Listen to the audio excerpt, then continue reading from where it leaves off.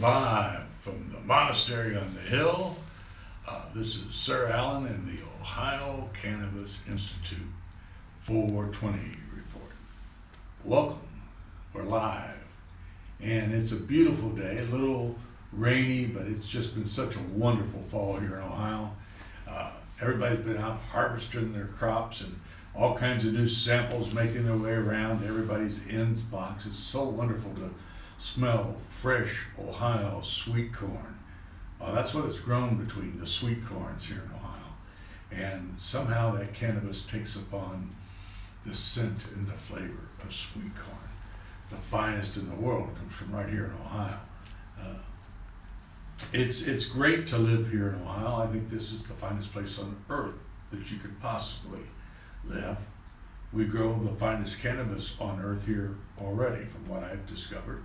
So my tip of the hat to the 3,000 or more growers out there in Ohio that right now are busy not only harvesting, but trimming and drying and going through all the things they do to help us out that need medical marijuana, self-medication.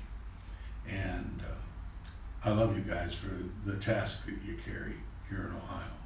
Listen, I saw in this past Sunday's paper an interesting little article, and it was talking about things like THC in breast milk, and about how far we've come and how you could reduce the drug habit by the legalization and use of marijuana.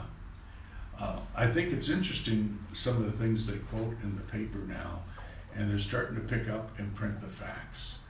I've known these facts for years, and others have known them longer than I have.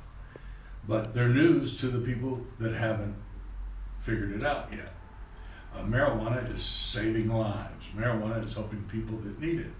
And sometimes if you're just depressed or you're stuck, you know, there's thousands and millions of people out there that have post-traumatic stress disorder. And only a small handful of those are veterans.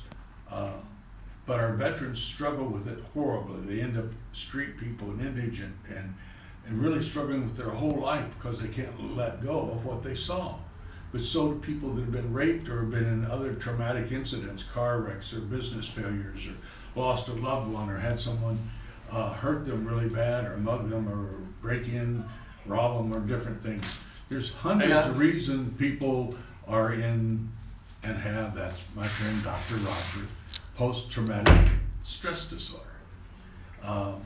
And marijuana lets them let go of some of those negatives. It allows them to recycle their thoughts to where they need to be in proportion to reality. And so all these things are part of it. And so I think self-medication should be allowed to be done by anybody that needs it at any time they need it, that simply. If you're a politician and you're listening to me right now or paying attention, the noise in the background is just my friend. Ignore that guy behind the curtain. If you're a politician or someone that's involved in Ohio, this legalization process, you guys are missing the whole boat. We ought to be collecting $1 billion in taxes, and we ought to have it wide open here in Ohio. And we ought to allow everybody that wants to be growing it. We ought to be teaching classes and all this.